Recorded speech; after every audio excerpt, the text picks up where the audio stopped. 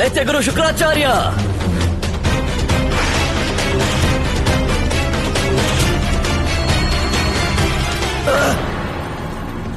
ಯಾರಿದು? ಕಾಣಿಸುವುದಿಲ್ಲವೇ? ಯಾರು ನೀನು? ಅಂಧತ್ವ ನಿನಗಿರಬೇಕು. ನಿನ್ನ ಕಣ್ಣಿಗೆ ಕಾಣಿಸಲಿಲ್ಲವೇನೋ? ನಾವು ವಿಶ್ರಾಂತಿ ಮಾಡುತ್ತಿದ್ದದ್ದು. ನೀನು ಯಾರು? ನೀನು ಕುರುಡ ಮತ್ತು ಕಿವಿಡನೆ? ನನ್ನ ಧ್ವನಿ ಕೇಳಿಸುತ್ತಿಲ್ಲವೇ? ಇಲ್ಲ, ನಿನ್ನ ಕಣ್ಣಿನಿಂದ ನೋಡಲಾಗದೆ ಭೂಮಿಯ ಭಗವಂತ ನಾನು.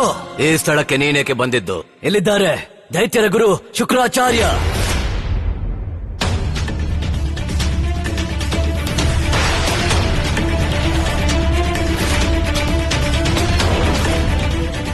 ವಿಷ್ಣುವಿನ ಅಂತಹ ಶತ್ರು ಯಾರಿದ್ದಾರೆ? ಯಾರು ಅವನ ಶತ್ರುತ್ವದ ನಂತರವೂ ಜೀವಿಸಿದ್ದಾರೆ? ಅವನ ಹೆಸರು ದೈತ್ಯಗುರು ಶುಕ್ರಾಚಾರ್ಯ. ಚಕ್ರಧಾರಿ, ರಣನೀತಿ ಮಾಡಿದೆ ನಾನು. ಬರುತ್ತೇನೆ ನಾನು ನೀನು ಪ್ರಾರಂಭಿಸಿರುವ ಆಟವನ್ನಾಡಲು.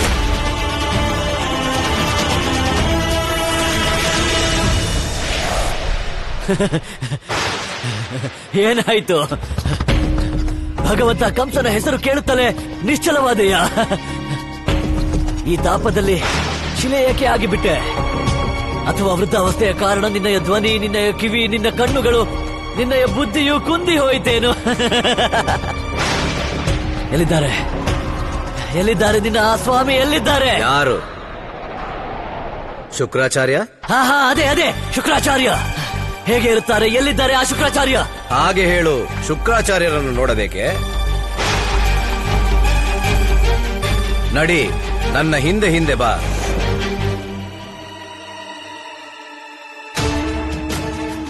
ವಿಡಂಬನೆ ಎಂದರೆ ಭಗವಂತ ಕಂಸನಿಗೆ ಇಂತಹ ತುಚ್ಛ ನೀಚನನ್ನು ಹಿಂಬಾಲಿಸಬೇಕಾಗಿದೆ. ಕಾರ್ಯವಾಸಿ ಕತ್ತೆಯ ಕಾಲನ್ನು ಹಿಡಿಯಬೇಕಲ್ಲ. ನಿಲ್ಲು, ನಿಧಾನ.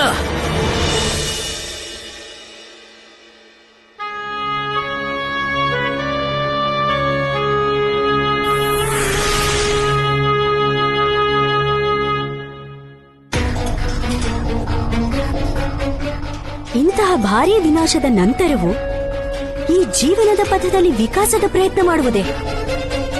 ಭಯದ ಸ್ಥಾನದಲ್ಲಿ ದಯೆ ಮತ್ತು ಕರುಣೆಯೇ? ಈ ಭಾವನೆಯನ್ನು ಗೋಕುಲದಿಂದ ಅಳಿಸುತ್ತೇನೆ. ಇವರ ಮನದ ಒಳಗೊಳಗೆ ದ್ವೇಷ ಮತ್ತು ಅಸೂಯೆಯನ್ನು ತುಂಬುತ್ತೇನೆ. ಇವರೆಲ್ಲರನ್ನು ಅಮಾನವೀಯವಾಗಿಸುತ್ತೇನೆ. ಮಾನವೀಯತೆಯನ್ನು ವಿನಾಶ ಮಾಡುತ್ತೇನೆ. ಆದರೆ ಹಾಗೆ ಮಾಡುವ ಮಾರ್ಗ ಏನಿರಬಹುದು? ಕೆಟ್ಟದ್ದು ಅದೆಷ್ಟೇ ಶಕ್ತಿಶಾಲಿಯಾಗಿರ್ಲಿ, ಅದು ಒಳ್ಳೇದನ್ನ ಯಾವತ್ತೂ ಗೆಲ್ಲಕ್ಕಾಗಲ್ಲ. ಎಲ್ಲಿವರೆಗೂ ನಾನಿರ್ತೀನೋ ಯಾರಿಗೂ ಕೆಟ್ಟದಾಗೋದಕ್ ಬಿಡಲ್ಲ. ಅಜ್ಜಿ, ನೀವ್ ಚಿಂತೆ ಮಾಡ್ಬಿಡಿ, ಇನ್ನ ನಿಮ್ಮನ್ನ ನಾನೇ ನೋಡ್ಕೋತೀನಿ. ಏನಾಯ್ತು ಅಜ್ಜಿ? ಏನ್ ಯೋಚಿಸ್ತಿದ್ದೀರಾ? ಯೋಚಿಸ್ತಾ ಇದ್ದೆ, ನನ್ ಮಗ ಮಾಣಿಕ್ಯನೂ ಕೂಡ ನಿನ್ ಹಾಗೆ ಇದ್ದಿದ್ರೆ ಇವತ್ತು ನಂಗೆ ಇಂಥ ಸ್ಥಿತಿ ಬರ್ತಾನೆ ಇರ್ಲಿಲ್ಲ. ಆದ್ರೆ ಮದ್ವೆ ಆದ್ಮೇಲೆ ಅವನು ತನ್ನ ಹೆಂಡತಿನ ಕರ್ಕೊಂಡು ಬೇರೆ ಊರಿಗೆ ಹೋಗ್ಬಿಟ್ಟ.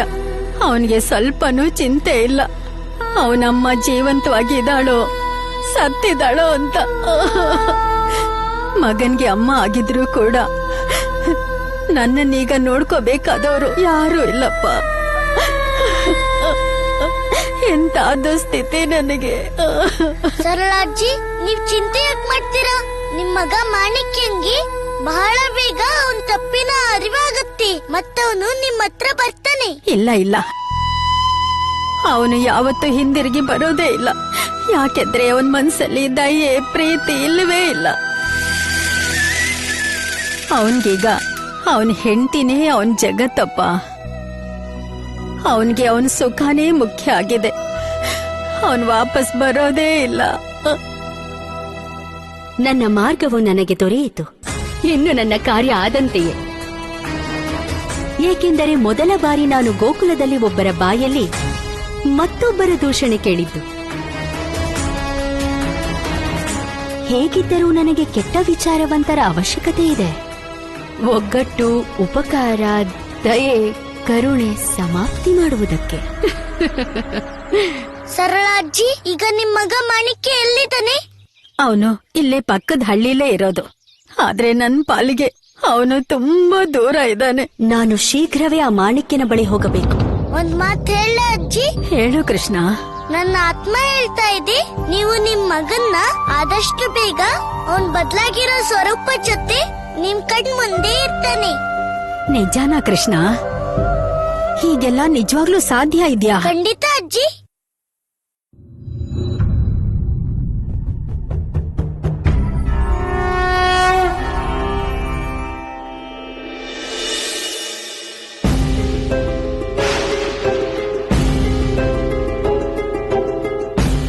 ಅಗ್ನಿಕುಂಡದಲ್ಲಿ ಹೇಗೆ ಬರಲಿ? ನಿಧಾನ ಸಾಗು. ನಿನ್ನ ಪರಿಚಯವೇನೆಂದು ಹೇಳಿದ್ದು ನೀನು? ಹಾ, ಈಗ ನೆನಪಾಯ್ತು. ಭೂಮಿಯ ಭಗವಂತನೆಂದು ಹೇಳಿದ್ದೆ ಅಲ್ಲವೇ ನಿನ್ನನ್ನು ನೀನು? ನೀನು ಭಗವಂತನಾದರೆ ನಿನ್ನಲ್ಲಿ ಇಷ್ಟು ದೌರ್ಬಲ್ಯವೇಕೆ? ನೀನು ನನಗಿಂತಲೂ ವಯಸ್ಸಲ್ಲಿ ಕೂಡ ಬಹಳ ಚಿಕ್ಕವನು. ಆದರೂ ನನ್ನ ಜೊತೆ ನಡೆಯಲು ನಿನಗೆ ಸಾಮರ್ಥ್ಯವೇ ಇದ್ದಂತಿಲ್ಲವಲ್ಲ. ನೀನು ನಿಜವಾದ ಭಗವಂತನಲ್ಲ. ಭಗವಂತನ ಅರ್ಥ ಗೊತ್ತೇನು? ಅವನು ಸರ್ವಶಕ್ತಿಶಾಲಿ. ಅಸಂಭವವನ್ನು ಸಂಭವ ಮಾಡುವವನು ಭಗವಂತ. ಆದರೆ ನೀನು ನೀನಂತೂ ಮಿಥ್ಯಾ ಭಗವಂತನೇ. ನಿನ್ನ ಕಾರಣದಿಂದ ಪೃಥ್ವಿಯಲ್ಲಿ ತ್ರಾಹಿಮಾಂ ತ್ರಾಹಿಮಾಂ ಎನ್ನುತ್ತಲೇ ಇರುತ್ತಾರೆ. ಏಕೆ? ಸತ್ಯವೋ ಅಲ್ಲವೋ? ನಿನಗೆ ಗೊತ್ತೇನು? ಒಬ್ಬ ನಿರರ್ಥಕ ರಾಜ ಒಳ್ಳೆ ರಾಜ್ಯವನ್ನೇ ನಾಶ ಮಾಡುತ್ತಾನೆ.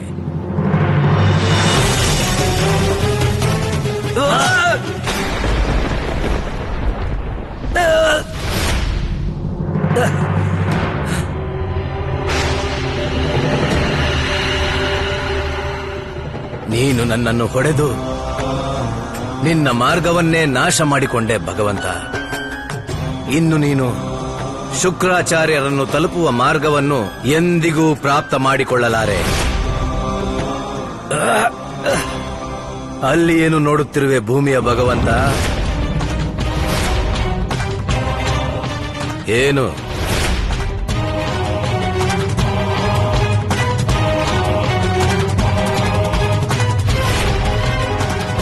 ನಡಿ.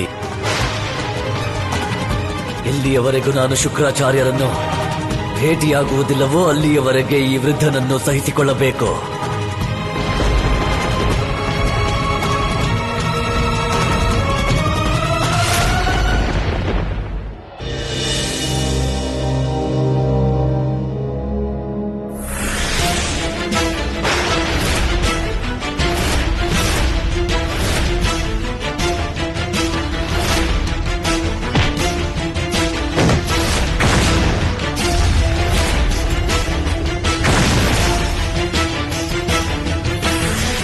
ನಂದರಾಜ,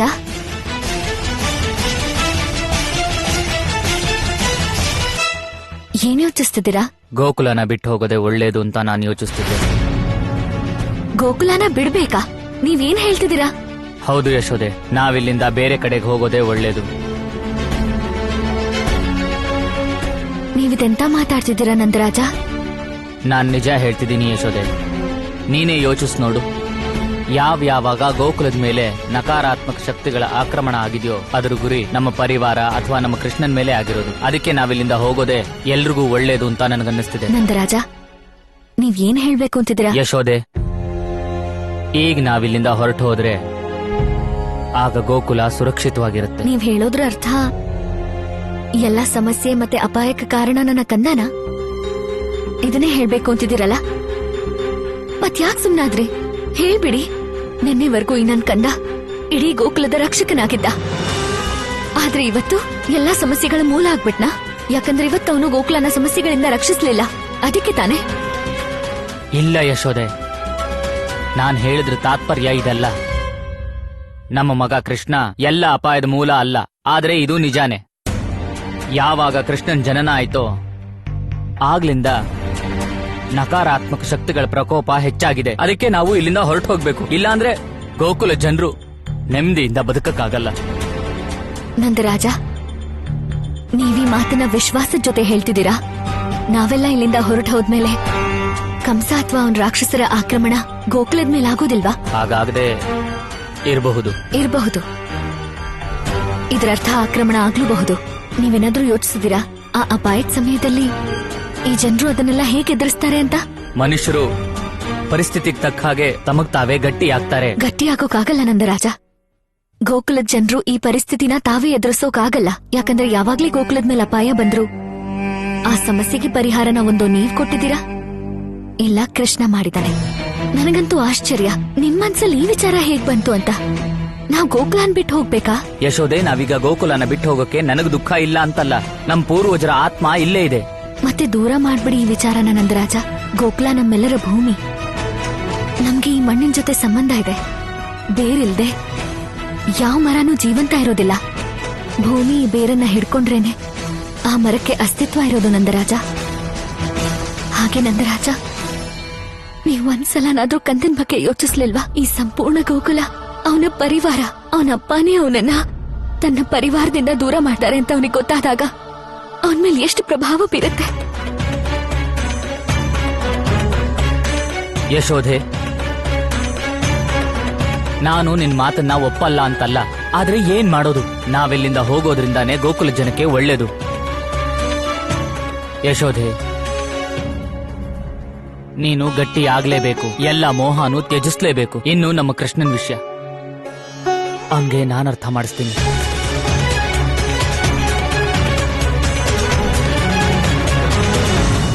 ಆ ಮುದುಕಿಯ ಮಗ ಇಲ್ಲೇ ಎಲ್ಲೋ ಇರಬೇಕು. ಆದರೆ ಅವನ್ಯಾರು? ನಾಣ್ಯಗಳನ್ನ ಕೊಡಿಲ್ಲಿ. ಬಿಟ್ಬಿಡಿ, ಬಿಟ್ಬಿಡಿ ನನ್ ಕೈನ. ಕೊಡು ಅನ್ನಲ್ಲ, ಬಿಟ್ಬಿಡಿ. ಕೊಡು ಅಷ್ಟೇ. ಇರೋದನ್ನೆಲ್ಲ ಕೊಡು ನನ್ಗೆ. ಕೊಡು ನಾಣ್ಯನ. ಕೊಡು, ಕೊಡು ನಾಣ್ಯ, ಕೊಡು. ಬಿಡು.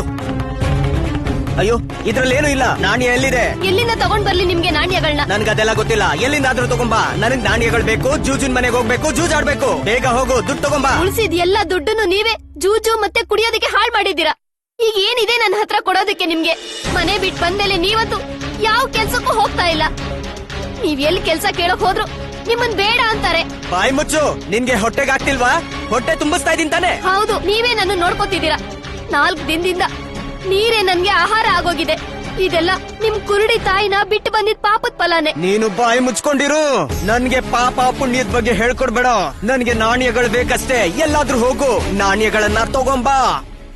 ಹಿಂಸೆ, ಮದಿರೆ, ಜೂಜು, ಲೋಭ, ಜಗತ್ತನ್ನು ವಿನಾಶ ಮಾಡಲು ಇದುವೇ 4 ಮುಖ್ಯ ಲಕ್ಷಣಗಳು. ಮತ್ತು ನನ್ನ ಈ ವಿನಾಶ ಕಾರ್ಯಕ್ಕೆ ಈ 4 ಲಕ್ಷಣಗಳ ಜೊತೆ ಒಬ್ಬ ಅಸ್ತ್ರ ಸಿಕ್ಕಿದ್ದಾನೆ. ಇನ್ನು ಗೋಕುಲವಾಸಿಗಳನ್ನು ಅವರ ವಿನಾಶದಿಂದ ಯಾರೂ ಕಾಪಾಡಲಾರರು. ನಾಣ್ಯ ತಂದ್ಕೊಡು. ತಮ್ಮವರು ತಮಗೇ ವೈರಿಗಳಾಗಿ ಹೋದರೆ ಯಾರು ಯಾರನ್ನು ತಾನೇ ಕಾಪಾಡುತ್ತಾರೆ?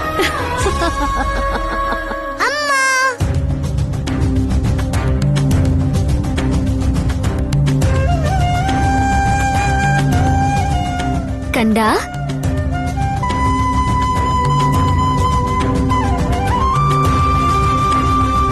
ನೋಡು, ನಾನ್ ಸರಳಾ ಅಜ್ಜಿನ್ ಕರ್ಕೊ ಬಂದೆ. ಎಲ್ಲಿವರೆಗೂ ಇವ್ರ ಮನೆ ಸರಿ ಹೋಗೋದಿಲ್ವೋ ಅಲ್ಲಿವರೆಗೂ ಇವ್ರು ಇಲ್ಲೇ ಇರ್ತಾರೆ. ಯಾಕಪ್ಪ, ನಾನ್ ಮಾಡಿದ್ ಸರಿನಾ? ಒಳ್ಳೇದ್ ಮಾಡ್ದೆ. ಮತ್ತೆ ನಿಂಗೆ ಗೊತ್ತಾ ಅಮ್ಮ, ಸರಳಾ ಅಜ್ಜಿ ಜೊತೆ ನಾನೊಂದು ರಾಜಿ ಕೂಡ ಮಾಡ್ಕೊಂಡೆ. ಪ್ರತಿದಿನ ರಾತ್ರಿ ಸರಳಾ ಅಜ್ಜಿ ನನ್ಗೊಂದ್ ಕಥೆನೂ ಹೇಳ್ತಾರೆ. ಇದಂತೂ ಇನ್ನೂ ಒಳ್ಳೆ ವಿಷಯ. ಸರಿ ಕಂದ, ನೀನು ಅಜ್ಜಿನ ಕರ್ಕೊಂಡು ಒಳಗ್ ಹೋಗು. ಕೈಕಾಲ್ ಮುಖ ತೊಳ್ಸಿ ಕೂರ್ಸು, ನಾನು ಊಟ ಬಡಿಸ್ತೀನಿ. ಸರಿ ಅಮ್ಮ, ಬನ್ನಿ ಅಜ್ಜಿ.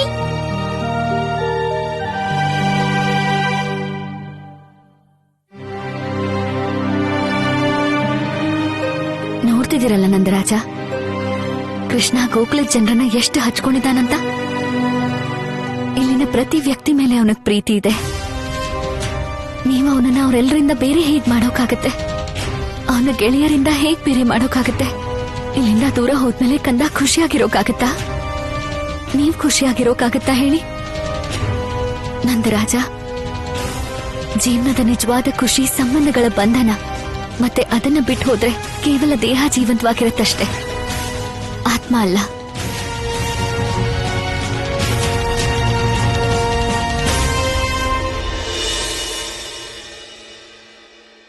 ಇನ್ನು ಎಲ್ಲಿ ಕರೆದೊಯ್ಯುವೆ? ಯಾರನ್ನು ನೋಡ ಬಯಸುವೆಯೋ ಅವನು ಇದೇ ಗುಹೆಯಲ್ಲಿ ಇರುತ್ತಾನೆ.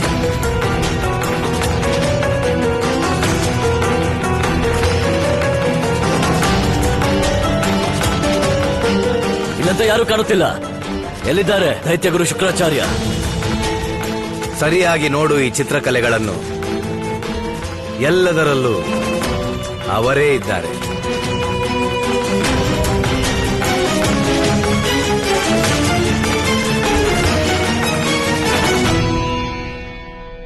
ಈಗ ಎಲ್ಲಿ ಹೋಗುತ್ತಿರುವೆ ಮುದಿ? ಈಗ ಎಲ್ಲಿ ಕರೆದೊಯ್ಯುವೆ?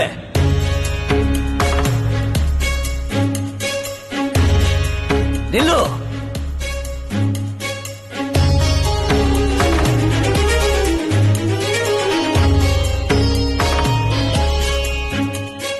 ಇದೆಲ್ಲ ಏನು? ಇಲ್ಲೇ ಬರುವುದಿದ್ದರೆ ಮೊದಲೇ ಹೇಳಲೇನು? ಇಲ್ಲಿಗೆ ಕರೆತಂದೆ ನನ್ನನ್ನು?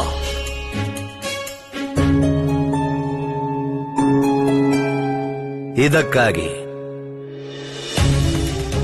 ಈಗ ನನಗೆ ವಿಷ್ಣುವಿನ ಶತ್ರು ಶುಕ್ರಾಚಾರ್ಯರನ್ನು ಭೇಟಿಯಾಗುವುದಿಲ್ಲದಿದ್ದರೆ ಇದೇ ಕ್ಷಣ ಇದೇ ದಂಡದಿಂದ ಭೇದಿಸುತ್ತಿದ್ದೆ ನಿನ್ನನ್ನು.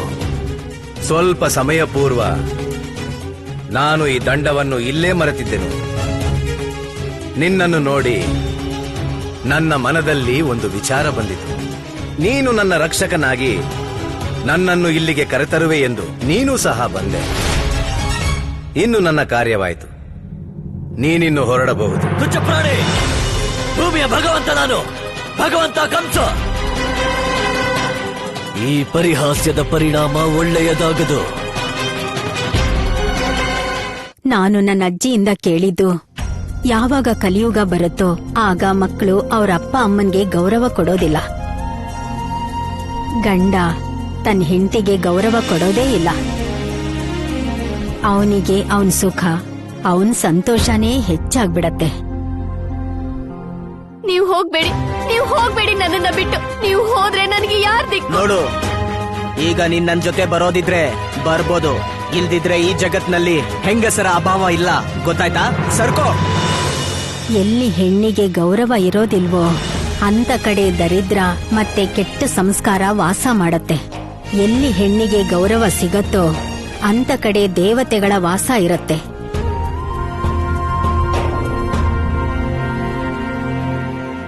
ಮಾಣಿಕ್ಯ,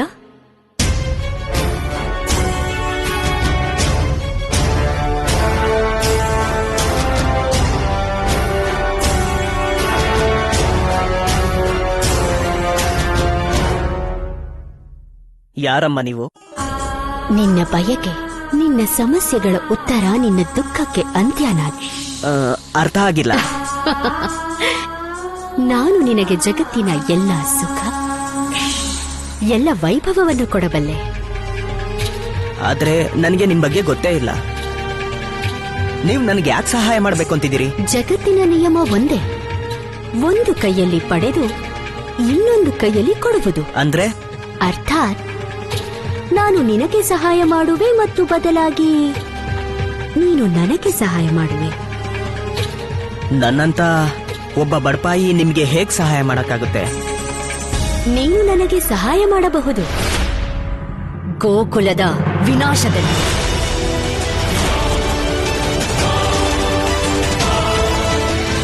ಗೋಕುಲದ ವಿನಾಶ? ಇಲ್ಲ, ನಾನ್ ನಿಮ್ಗೆ ಇಂಥ ಸಹಾಯ ಮಾಡೋದಕ್ಕಾಗೋದಿಲ್ಲ. ಇದು ನಿನ್ನ ಅಂತಿಮ ನಿರ್ಣಯವೇ? ವಿನಾಶ ಕಾಲೇ ವಿಪರೀತ ಬುದ್ಧಿ. ಯಾವಾಗ ಮನುಷ್ಯನ ವಿನಾಶದ ಸಮಯ ಬರುತ್ತೋ ಆಗ ಎಲ್ಲಕ್ಕೂ ಮೊದಲು ಅವನ ವಿವೇಕ ಸತ್ತೋಗತ್ತೆ.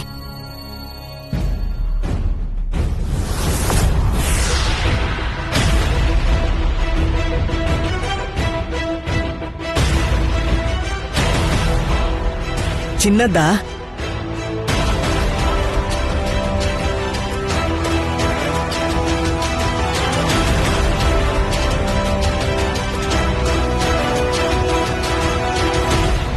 ಅಜ್ಜಿ, ತಪ್ಪಂತ ಎಲ್ರಿಂದ ಆಗತ್ತೆ, ಆದ್ರೆ ತಪ್ಪಿಗಿಂತ ದೊಡ್ಡದು ಪ್ರಾಯಶ್ಚಿತ್ತ. ಯಾವ್ದೇ ಮನುಷ್ಯ ತನ್ನ ತಪ್ಪಿಗೆ ಪ್ರಾಯಶ್ಚಿತ್ತ ಮಾಡ್ಕೊಂಡ್ರೆ ಆಗ ತಪ್ಪಿನ ಪಾಪದಿಂದ ಮುಕ್ತ ಆಗ್ಬಿಡ್ತಾನೆ.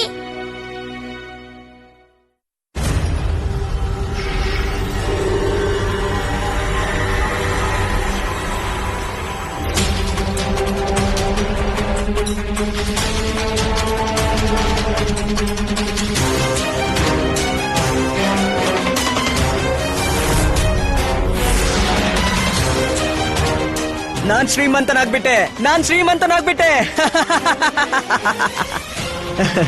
ನೀವೇ ಹೇಳ್ಬಿಡಿ, ನಾನ್ ನಿಮ್ಗಾಗಿ ಏನ್ ಮಾಡ್ಬೇಕೀಗ? ಅಜ್ಜಿ, ಮನುಷ್ಯ ತನ್ನ ತಪ್ಪು ಸರಿ ಮಾಡ್ಕೊಳಕ್ಕೆ ಅವಕಾಶ ಸಿಗ್ಲೇಬೇಕು. ಈಗ ಮಾಣಿಕ್ಯ ಮನೆಗ್ ಬಂದ್ಬಿಟ್ರಿ, ನೀವ್ ಅವನ್ನ ಶಂಸೋದ್ ಒಳ್ಳೇದು. ಆದ್ರೆ ಅವನ್ ವಾಪಸ್ ಬಂದ್ರೆ ತಾನೆ. ನನಗ್ ಗೊತ್ತಿದೆ ಅವನ್ ವಾಪಸ್ ಬರೋನಲ್ಲ. ಒಂದ್ಸಲ ಅವನನ್ನ ಹೃದಯದಿಂದ ಶಂಸ್ಬಿಟ್ ನೋಡಿ. ಯಾರು ಎದುರಿಗೆ ಬೇಡ್ಕೊಂಡ್ರು ಕೇಳ್ಕೊಳಕ್ ತಯಾರಿರ್ಲಿಲ್ವೋ ಅವನು ಹೃದಯದ ಕೂಗನ್ನ ಹೇಗ್ ಕೇಳ್ತಾನೆ ಕೃಷ್ಣ? ಹಾಕಂದ ಆತ್ಮಕ್ ಗೊತ್ತಾಗತ್ತೆ, ಕಲ್ಲಿಗಲ್ಲ. ಅವನು ಬರೋನೇ ಆಗಿದ್ರೆ ಇಷ್ಟೊತ್ತಿಗೆ ಬರ್ತಿದ್ದ. ಆದ್ರೆ ಯಶೋದೆ, ಕೃಷ್ಣ ಏನ್ ಹೇಳ್ತಾ ಇದ್ದಾನೋ ಹಾಗೂ ಮಾಡ್ ನೋಡೋಣ. ಯಾರು ಗೊತ್ತು ಬಂದ್ಬಿಟ್ರೆ? ಹಾಗೆ ಆಗ್ಲಿ, ನಾನ್ ಕರಿತೀನಿ. ಕೃಷ್ಣ, ನೀನೀಗ ಹೇಳಿದಕ್ಕೆ ನಾನು ಅವನ್ನ ಖಂಡಿತ ಕರಿತೀನಿ. ಮಗ ಮಾಣಿಕ್ಯ, ಬಾರೋ ಮಗನೇ, ನಿನ್ನಮ್ಮ ಕರೀತಾ ಇದ್ದಾಳೆ, ಬಾರೋ. ಮಗು ಮಾಣಿಕ್ಯ, ನಿನ್ನ ನೋಡಕ್ಕೋಸ್ಕರ ನನ್ ಕಣ್ಣು ಒದ್ದಾಡ್ತಾ ಇದೆ. ಬಾರೋ ಮಗನೇ, ಬಾರೋ.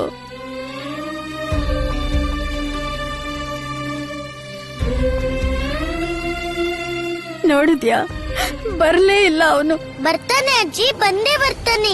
ಬರೋದಿದ್ರೆ ಅವನ ಉತ್ತರ ಕೊಡ್ತಿರ್ಲಿಲ್ವಾ? ಧ್ವನಿ ಅವನ್ ಕಿವಿ ಕೇಳ್ದೆ ಇದ್ರೆ ಇನ್ನೊಂದ್ ಬಾರಿ ಮತ್ತೆ ಕರ್ತು ನೋಡಿ. ಯಾರಿಗ್ ಗೊತ್ತು, ಈಗ ಅವನ್ ಕೇಳಿಸ್ಲೂಬಹುದು. ನೀನ್ ಹೇಳದ್ಮೇಲೆ ನಾನ್ ಮತ್ತೆ ಒಂದ್ಸಲ ಕರೆದ್ ನೋಡ್ತೀನಿ. ಮಗ ಮಾಣಿಕ್ಯ, ಬಾರೋ. ನೋಡು, ನಿನ್ನಮ್ಮ ಕರೀತಾ ಇದ್ದಾಳೆ, ಬಾರೋ. ಅಮ್ಮ, ಅಮ್ಮ,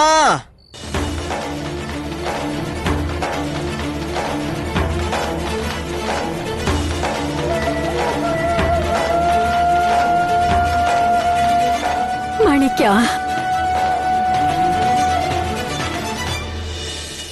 ನಾರಾಯಣ ನಾರಾಯಣ. ಪ್ರಭು, ನಾನು ಏನು ನೋಡುತ್ತಿದ್ದೇನೆ? ಕೃಷ್ಣ ಏನು ಮಾಡುತ್ತಿದ್ದಾನೆ ಪ್ರಭು? ಕೃಷ್ಣ ಕೆಡುಕಿನ ಜೊತೆ ನಿಲ್ಲುವುದೇ? ಈಗ ಏನಾದರೂ ಈ ಕೃಷ್ಣ... ಇಲ್ಲ ದೇವರ್ಷಿ, ಕೃಷ್ಣ ಯಾವ ಅನರ್ಥವನ್ನು ಮಾಡುತ್ತಿಲ್ಲ. ನಾರಾಯಣ ನಾರಾಯಣ. ಈಗ ಮತ್ತೆ ನನಗೆ ಹೀಗೇಕೆ ಅನಿಸುತ್ತಿದೆ ಪ್ರಭು? ಏಕೆಂದರೆ ನೀವು ಕೃಷ್ಣನ ಲೀಲೆಯ ಒಬ್ಬ ದರ್ಶಕ ಮಾತ್ರ. ಅವನ ಸಹಭಾಗಿ, ಅವನ ಕರ್ತೃ ನೀವಲ್ಲ. ಕೃಷ್ಣನ ಯಾವುದೇ ಲೀಲೆ ಒಂದು ಸಾತ್ವಿಕ ಉದ್ದೇಶವಿಲ್ಲದೆ ಆಗದು. ಕೆಡುಕಿನ ಜೊತೆ ನಿಲ್ಲುವ ಹಿಂದೆ ಅವನ ಯಾವ ಉದ್ದೇಶವಿದೆ ಪ್ರಭು? ಕಂಸ ಮತ್ತು ಅವನ ಅನಾಚಾರದಿಂದ ಜನರನ್ನ ದೂರವಿಡುವುದು. ಕೃಷ್ಣನ ಸಮಸ್ತ ಲೀಲೆಗಳು ಪೂರ್ವ ನಿರ್ಧರಿತವೇ. ಆತ ಕೆಡುಕಿನ ಜೊತೆ ನಿಲ್ಲುವ ಕಾರಣ ಏನೆಂದರೆ ಆತ ಅರಿತಿದ್ದಾನೆ ಅವನ ಮುಂದಿನ ಕರ್ಮಭೂಮಿ ಎಲ್ಲಿ ಎಂದು. ನಾರಾಯಣ ನಾರಾಯಣ. ಅದನ್ನರಿಯುವ ಜಿಜ್ಞಾಸೆ ಹುಟ್ಟುತ್ತಿದೆ ಪ್ರಭು. ಈಗ ಅವನ ಯಾವ ಸ್ಥಾನ ಕರ್ಮಭೂಮಿ ಆಗಲಿದೆ ಪ್ರಭು? ವೃಂದಾವನ. ಬೃಂದಾವನ? ನಾರಾಯಣ ನಾರಾಯಣ. ಈಗ ಬೃಂದಾವನ ಅವನ ಲೀಲೆಗಳ ಪುಣ್ಯಸ್ಥಳವಾಗಲಿದೆಯೇ ಪ್ರಭು? ಹಾ ದೇವರ್ಷಿ, ಅದಕ್ಕೆಂದೇ ನಂದನ ಮನದಲ್ಲಿ ಗೋಕುಲ ತ್ಯಜಿಸುವ ವಿಚಾರ ಹುಟ್ಟಿದೆ. ಮತ್ತು ಕೇವಲ ನಂದನೆ ಅಲ್ಲ, ಜೊತೆಗೆ ಸಮಸ್ತ ಗೋಕುಲವಾಸಿ ಗೋಕುಲ ತ್ಯಜಿಸಿ ಹೋಗುವರು. ಮತ್ತದರ ಮಾಧ್ಯಮ ಆಗುವಾತ ಮಾಣಿಕ್ಯ. ಅಮ್ಮ, ಮಾಣಿಕ್ಯ, ನನ್ನ ಕ್ಷಮಿಸ್ಬಿಡು ಅಮ್ಮ. ನಾನು ಬಹಳ ದೊಡ್ಡ ತಪ್ಪು ಮಾಡ್ಬಿಟ್ಟೆ. ನಿನ್ನ ಈ ಸ್ಥಿತಿಯಲ್ಲಿ ಬಿಟ್ಟು ಹೊರಟೋದೆ. ನನ್ಗೆ ಪ್ರಾಯಶ್ಚಿತ್ತ ಮಾಡ್ಕೊಳ್ಳೋದಕ್ಕೆ ಒಂದು ಅವಕಾಶ ಕೊಡ್ತೀಯಲ್ವಾ ಅಮ್ಮ? ನಾನ್ ಬಹಳ ದೊಡ್ಡ ತಪ್ಪು ಮಾಡ್ಬಿಟ್ಟೆ. ದೊಡ್ಡಮ್ಮ, ಒಳ್ಳೆ ಚಮತ್ಕಾರ ಆಗೋಯ್ತು. ಕೃಷ್ಣ ಹೇಳ್ದ, ಸರಳ ಅಜ್ಜಿನೂ ಕರೆದ್ರು, ಮತ್ತೆ ಮಾಣಿಕ್ಯ ಬಂದೇ ಬಿಟ್ಟ. ಗೋಕುಲದ ವಿನಾಶಕ್ಕೆ ಈಗ ನೀನೇ ನನ್ನ ಅಸ್ತ್ರ ಆಗುವೆ ಮಾಣಿಕ್ಯ. ಈಗ ನೀನೇ ನನ್ನ ಕೈಗೊಂಬೆ. ನಾನು ಹೇಗೆಲ್ಲ ಹೇಳುವೆನು, ಹೇಗೆಲ್ಲ ಆಡಿಸುವೆನು, ಹಾಗೆಯೇ ನೀನು ಆಡುವೆ, ಹಾಗೆಯೇ ನೀನು ಬದುಕುವೆ. ಅಣ್ಣ, ಕಾಗೆ ಹೇಗೆ ನವಿಲ್ ಕರಿ ಹಾಕೊಂಡ್ರೆ ನವಿಲಾಗಕ್ಕಾಗಲ್ವೋ ಹಾಗೆ ಕೆಟ್ಟದ್ದು ಹೇಗಾದ್ರೂ ರೂಪ ಬದಲಾಯಿಸ್ಲಿ, ಅದು ಒಳ್ಳೇದಾಗೋಕ್ಕಾಗಲ್ಲ. ಯಾವಾಗ್ಲೂ ಒಳ್ಳೇದ್ರ ಗೆಲುವು ಆಗ್ತಾ ಬಂದಿದೆ, ಮತ್ತಾಗ್ತಾನೇ ಇರತ್ತಿ. ನನ್ನ ಕ್ಷಮಿಸ್ಬಿಡು ಅಮ್ಮ, ನನ್ನಿಂದ ಬಹಳ ದೊಡ್ಡ ತಪ್ಪಾಗ್ಬಿಟ್ಟಿದೆ. ಮಗ, ನಿನ್ನಿಂದ ಆದ ತಪ್ಪನ್ನ ನೀನೇ ತಿದ್ಕೊಂಡು ಸರಿ ಮಾಡ್ಕೊಂಡ್ಬಿಟ್ರೆ ಅದನ್ನ ತಪ್ಪು ಅಂತ ಹೇಳೋದಿಲ್ಲ. ಮನುಷ್ಯನಾಗ್ ಹುಟ್ಟದ್ಮೇಲೆ ತಪ್ಪು ಮಾಡೋದು ಸಹಜ ಅಲ್ವಾ ಕಂದ? ಅವನು ತಪ್ಪು ಮಾಡದೇ ಇದ್ರೆ ಅವನೇ ದೇವ್ರಾಗ್ಬಿಡಲ್ವಾ ಕಂದ? ಏನು ತೊಂದ್ರೆ ಇಲ್ಲ ಮಗ, ಈಗ ನೀನು ಮತ್ತೆ ಬಂದಿದ್ಯಲ್ವಾ? ಇನ್ನು ನನ್ನ ಒಡೆದು ಹೋದ ಸಂಸಾರ ಮತ್ತೆ ಸರಿ ಆಗ್ಬಿಡತ್ತೆ. ಇನ್ನು ನಿನ್ನ ಈ ಅಮ್ಮನ್ ಬಿಟ್ಟು ನೀನು ಹೋಗ್ಲೇಬೇಡ, ಯಾವತ್ತೂ ಹೋಗ್ಬೇಡ, ಎಲ್ಲೂ ಹೋಗ್ಬೇಡ ಮಗ. ಇಲ್ಲ ಅಮ್ಮ, ನಾನು ಎಲ್ಲೂ ಕೂಡ ಹೋಗಲ್ಲ, ಯಾವತ್ಗೂ ಹೋಗಲ್ಲ, ಯಾವತ್ಗೂ ಹೋಗಲ್ಲ. ಮಾಣಿಕ್ಯ, ಹಾ ಅಮ್ಮ. ನಿನ್ ಮನ್ಸು ಹೇಗ್ ಬದ್ಲಾಯ್ತು?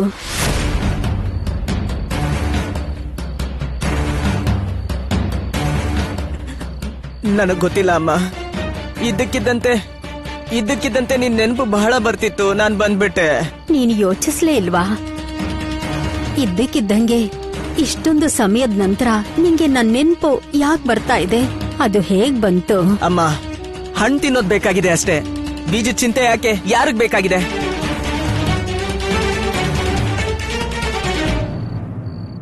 ನಾನು ಬಂದಿದ್ದೀನಿ ತಾನೆ ನನ್ನ ಅಮ್ಮನ ಮಡಿಲ್ಗೆ.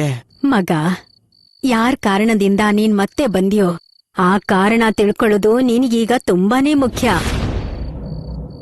ಇಲ್ಲಿ ಇವನೇ ಆ ಕಾರಣ. ಯಾರಿವನು? ಯಶೋದೆ ನಂದನ ಕೃಷ್ಣ. ಮತ್ತೆ ಅಜ್ಜಿ ನನ್ನ ಅಮ್ಮನ ಸಮಾನ. ಪ್ರಣಾಮ.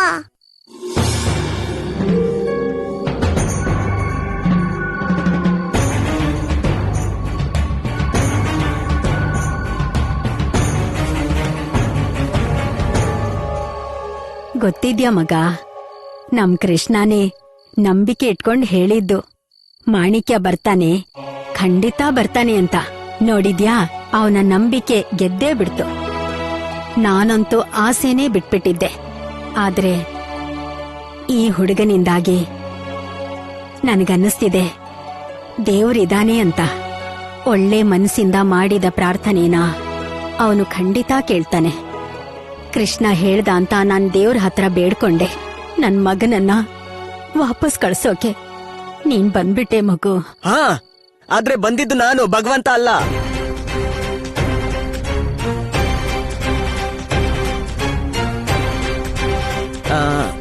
ಅಮ್ಮ, ರಾತ್ರಿ ತುಂಬಾ ಹೊತ್ತಾಯ್ತು, ಈಗ ನೀನು ಮಲ್ಗೋದೆ ಒಳ್ಳೇದು. ನಡಿಯಮ್ಮ.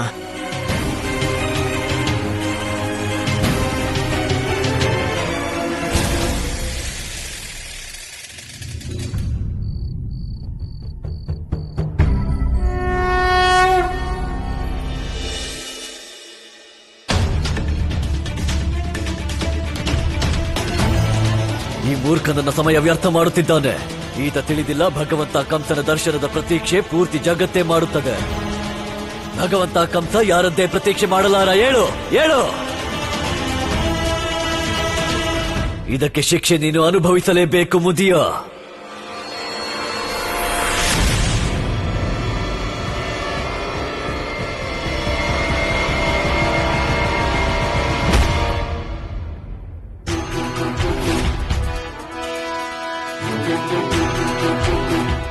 ಏನಾಯಿತು? ಶಕ್ತಿಹೀನನೆಂದು ಭಾಸವಾಗುತ್ತಿದೆಯೇ? ನೀನು ಭಗವಂತನಲ್ಲವೇ? ಮತ್ತೆ ಭಗವಂತ ಸರ್ವಶಕ್ತಿಶಾಲಿಯಾಗಿರುತ್ತಾನೆ. ಆದರೆ ನೀನು ಒಬ್ಬ ವೃದ್ಧನಿಂದ ನಿನ್ನ ಕರಗಳನ್ನು ಬಿಡಿಸಿಕೊಳ್ಳಲಾಗುತ್ತಿಲ್ಲವೇ? ಏಕೆಂದರೆ ನೀನು ಭಗವಂತನೇ ಅಲ್ಲ, ನೀನು ಒಬ್ಬ ತುಚ್ಛ ಮಾನವನಷ್ಟೇ. ನಿರ್ಬಲ, ಅಸಹಾಯಕ. ಸರಿ, ನಾನೇ ಸ್ವತಃ ನಿನ್ನ ಕರವನ್ನು ಬಿಟ್ಟು ಬಿಡುತ್ತೇನೆ.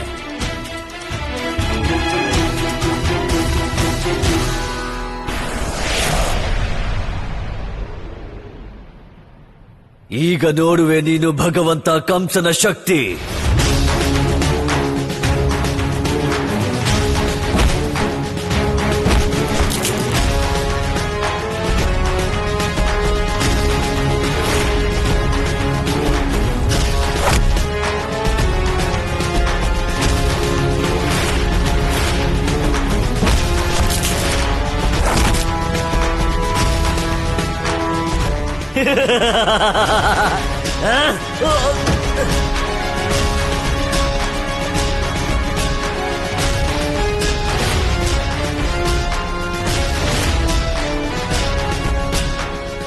ಅದೇ ಮುದ್ರೆ, ಅದೇ ಸ್ವರೂಪ ಅಂದರೆ ನಿಂತ್ಕೊಳ್ಳಿ.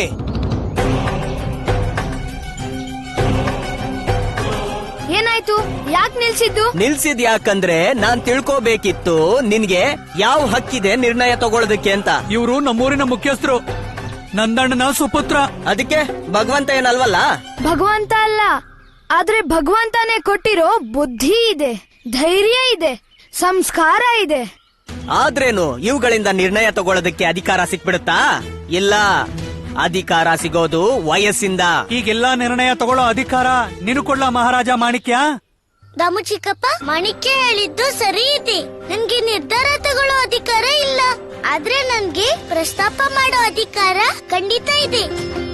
ಆದ್ರೆ ಗೊಲ್ಲ, ಯೋಗ್ಯತೆ ವಯಸ್ಸಿಂದ ನಿರ್ಧಾರ ಆಗೋದಿಲ್ಲ. ಒಬ್ರು ವಯಸ್ಸಲ್ಲಿ ಹೆಚ್ಚಿದ್ರೆ ಅವರು ಯೋಗ್ಯರು ಅನ್ನೋ ಯಾವ ಅವಶ್ಯಕತೆನೂ ಇಲ್ಲ.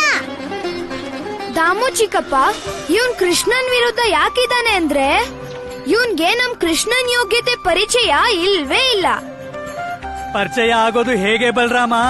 ಎಷ್ಟೋ ವರ್ಷದಿಂದ ಇವನು ಊರಿನ ಹೊರಗೆ ಇದ್ನಲ್ಲ. ಅದಕ್ಕೇನು ಗುರ್ತಿಸೋ ಅನುಭವ ನನ್ನ ತಲೆಯಿಂದ ಹೊರಗೋಗ್ಬಿಟ್ಟಿದ್ಯಾ? ಅಯ್ಯೋ, ಕುರುಡ್ರಾಗಿದ್ದೀರಾ ನೀವೆಲ್ರೂ ಕೂಡ. ಕುರುಡ್ರು, ಕಣ್ಣಿರೋ ಕುರುಡ್ರು, ನಿಮ್ಗೇನು ಕೂಡ ಕಾಣಿಸ್ತಿಲ್ಲ. ಚಿಕ್ಕ ಹುಡುಗನ ಮಾತ್ ಮೇಲೆ ನಂಬಿಕೆ ಇಡ್ತಾ ಇದ್ದೀರಾ? ಯಾರು ಇವನು? ಬ್ರಹ್ಮನೇನು? ಇವನು ಹೇಳ್ದ, ಆ ಲಕ್ಷ್ಮಣ ಗೆರೆ ಎಳ್ದ್ಬಿಟ್ಟ. ಗೋಕುಲದ ಜನರೇ, ಒಂದು ಮಾತು ನೀವು ಸರಿಯಾಗಿ ತಿಳ್ಕೊಳ್ಳಿ. ನಮ್ಗೆ ಏನೆಲ್ಲ ಸಮಸ್ಯೆ ಆಗಿದೆಯೋ ಅದಕ್ಕೆಲ್ಲ ಕಾರಣ ನಿಮ್ಮ ಈ ಕೃಷ್ಣನೇ. ಊರ ಜನರೆಲ್ಲ ಕೇಳಿ, ನಂದ ಮತ್ತೆ ಅವನ ಕುಟುಂಬದವರು ಮಹಾರಾಜ ಕಂಸನ್ನ ವಿರೋಧ ಮಾಡದೇ ಇದ್ದಿದ್ರೆ ಆಗ ನಮ್ಮೆಲ್ಲರ ಗೋಕುಲಕ್ಕೆ ಈ ದುಸ್ಥಿತಿ ಬರ್ತಾ ಇರ್ಲಿಲ್ಲ. ಮತ್ತೆ ನಾನು ಊರ್ ಬಿಟ್ಟು ಹೊರಗೋಗೋ ಅವಶ್ಯಕತೆ ಬರ್ತಿರ್ಲಿಲ್ಲ. ಯುದ್ಧ ಅದು ಯಾರ ಜೊತೆ? ಕನಸಲ್ಲೂ ಗೆಲ್ಲಕ್ಕಾಗದೆ ಇರೋರ್ ಜೊತೆನಾ? ಅದ್ರ ಜೊತೆ ಈ ಬುದ್ಧಿವಂತ ಸೇನಾಪತಿ.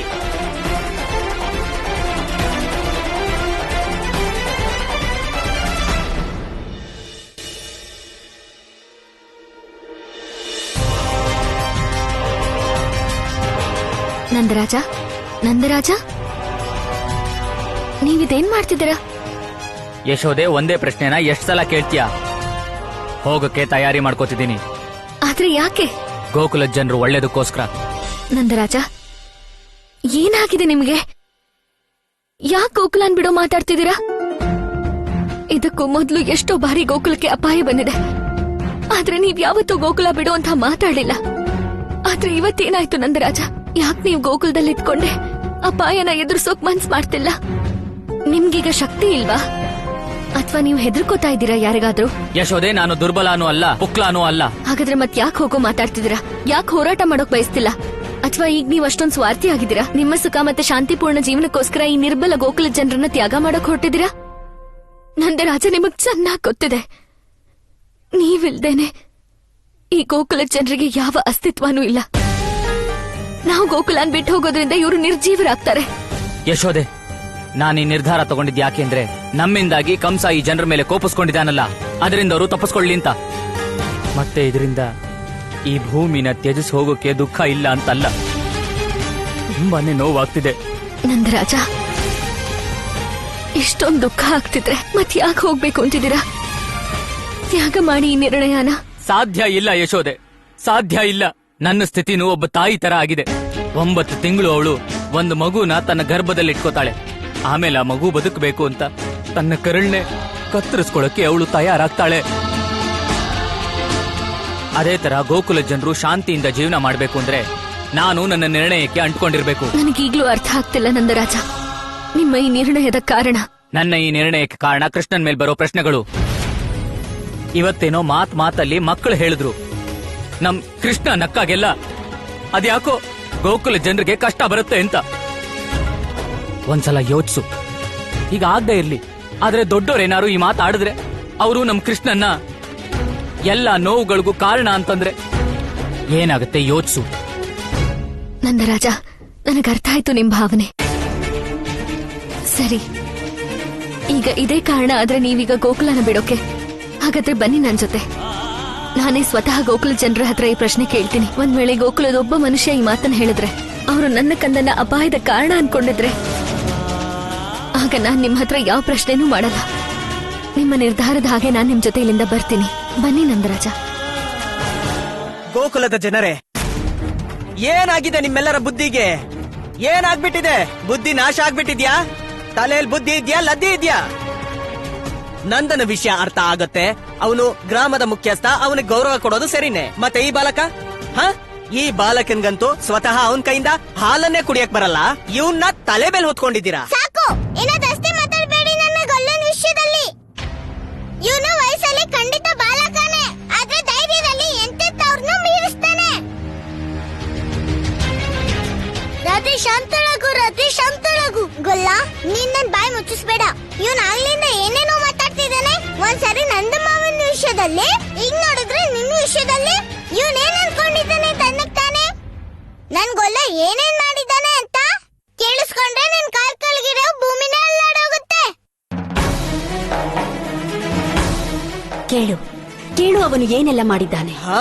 ಸ್ವಲ್ಪ ನಮಗೂ ಕೂಡ ಹೇಳ್ಬಿಡು, ಏನೇನ್ ಮಾಡ್ದ ಇವನು ಅಂತ. ಸಮಸ್ತ ಗೋಕುಲದ ಜನರನ್ನ ರಕ್ಷಣೆ ಮಾಡ್ತಾನೆ ನನ್ ಗೊಲ್ಲ. ಇಷ್ಟು ಚಿಕ್ಕ ವಯಸ್ಸಲ್ಲೂ ಇವನಿಗೆ ಕರುಣೆ, ದಯೆ ಎಲ್ಲ ಇದೆ. ನೀನ್ ಇಷ್ಟೊಂದು ದೊಡ್ಡವನಾಗಿದ್ರು ಕೂಡ ನಿನ್ನಲ್ಲಿ ಅದಿಲ್ಲ. ನೀನ್ ನಿನ್ನ ಕುರುಡ ಅಮ್ಮನ್ನೇ ದೂರ ಮಾಡಿ ಹೋಗ್ಬಿಟ್ಟಿದ್ದೆ, ಆಗ ಇವನ ಅವ್ರ ಜೊತೆ ಇರ್ತಿದ್ದ. ಅವ್ರ ಮನೆ ಕರ್ಕೊಂಡೋಗಿ ನೋಡ್ಕೊತಾ ಇದ್ದ, ಗೊತ್ತಾಯ್ತಾ? ಅಸ್ವಸ್ಥರ ಕಾಳಜಿ ಮಾಡ್ತಾನೆ, ವಯಸ್ಸಾದವರ ಸೇವೆ ಮಾಡ್ತಾನೆ. ಇದು ಸಾಧಾರಣ ಕೆಲ್ಸ, ಯಾರಾದ್ರೂ ಮಾಡ್ತಾರೆ. ಇವನು ಸಾಹಸದ ಕೆಲ್ಸ ಏನಾದ್ರೂ ಮಾಡಿದನಾ? ಅಂತದಿದ್ರೆ ಹೇಳು. ಇವನ್ ಧೈರ್ಯದಿಂದ ಮಾಡಿದ್ದು ಒಂದೇ ಕೆಲ್ಸ ಅಲ್ಲ. ನಾನು ಯಾವ್ದನ್ನು ಮಾಡಿಲ್ಲ ಮಾಣಿಕ್ಯ. ನನ್ ಗೆಳತಿ ಅಲ್ವಾ, ಅದಕ್ಕೆ ಹೊಗಳುತ್ತಾ ಇರೋದಷ್ಟೇ. ಅದೇನೇ ಆಗಿದ್ರು ಭಗವಂತ ವಿಷ್ಣುವಿನ ಕೃಪೆಯಿಂದ ಆಗಿತ್ತು. ಎಲ್ಲಿಯೂ ವಂಚಕನೇ. ನೀನಿದೇ ಹೇಳ್ತಿದ್ಯಾ ಗೊಲ್ಲ? ನಿಜಾನೇ ಹೇಳ್ತಿರೋದು ರಾಧಿ. ಏನೆಲ್ಲ ಆಗಿದ್ಯೋ ಭಗವಂತ ವಿಷ್ಣುವಿನ ಕೃಪೆಯಿಂದಾನೇ ಆಗಿತ್ತು. ಅವನಿಲ್ದೇ ಇದೆಲ್ಲ ಸಾಧ್ಯನಾ? ಗೊಲ್ಲ, ನೀನ್ ನಿನ್ನನ್ನ ಮಹಾನ್ ಅಂತ ಹೇಳ್ಕೊಳ್ಳೋದಿಕ್ಕೆ ನನ್ನನ್ನ ಸುಳ್ಳಿ ಮಾಡ್ತಿದ್ಯಾ ನೀನು. ಹೋಗು, ಇವತ್ತಿಂದ ನಾನು ನಿನ್ ಜೊತೆ ಮಾತಾಡೋದೇ ಇಲ್ಲ. ಅಯ್ಯೋ ರಾಧಿ, ನನ್ ಮಾತ್ ಕೇಳಲಿ.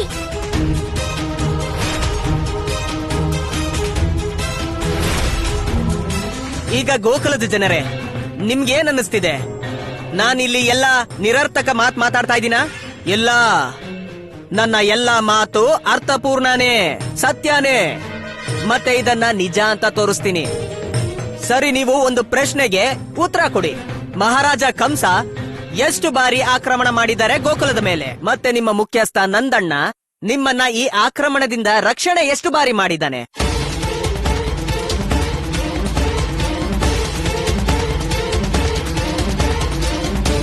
ಇದು ಮಾತಾಡೋ ರೀತಿ ಅಲ್ಲ.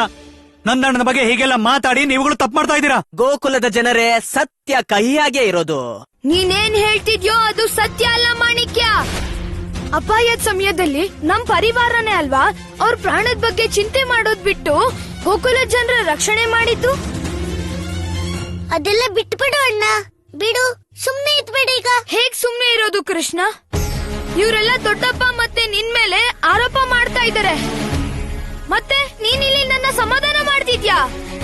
ನೀನ್ ಮಧ್ಯದಲ್ಲಿ ಬರ್ಲೇಬೇಡ ಕೃಷ್ಣ. ಇವತ್ ನಾನ್ ಇವ್ರು ಯಾರನ್ನು ಬಿಡೋದೇ ಇಲ್ಲ.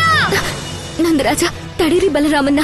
ಈ ರೀತಿ ವಾದ ವಿವಾದ ಆದ್ರೆ ವಿಷಯ ದೊಡ್ಡದಾಗತ್ತೆ. ದೊಡ್ಡದಾಗಲ್ಲ, ಹಾಗಾಗಕ್ ನಾನ್ ಬಿಡಲ್ಲ. ಬಲರಾಮ, ನಿಂತ್ಕೋ, ಶಾಂತವಾಗಿರು. ಇವನಿಗೆ ಇವನ ಕರ್ಮಕ್ಕೆ ಶಿಕ್ಷೆ ಸಿಗುತ್ತೆ. ಮಾಣಿಕ್ಯ, ಈ ಜೀವನದ ಯಾತ್ರೆಯಲ್ಲಿ ಸತ್ಯ ಮತ್ತು ಅಸತ್ಯದ ಪಕ್ಷನ ನೀನು ಈ ಸಮಯದಲ್ಲೇ ಆಯ್ಕೆ ಮಾಡಬೇಕು. ನೀನೀಗ ಆಯ್ಕೆ ಮಾಡೋ ನಿರ್ಧಾರ ನಿನ್ನ ಹಣೆ ಬರ ನಿರ್ಧಾರ ಮಾಡುತ್ತೆ.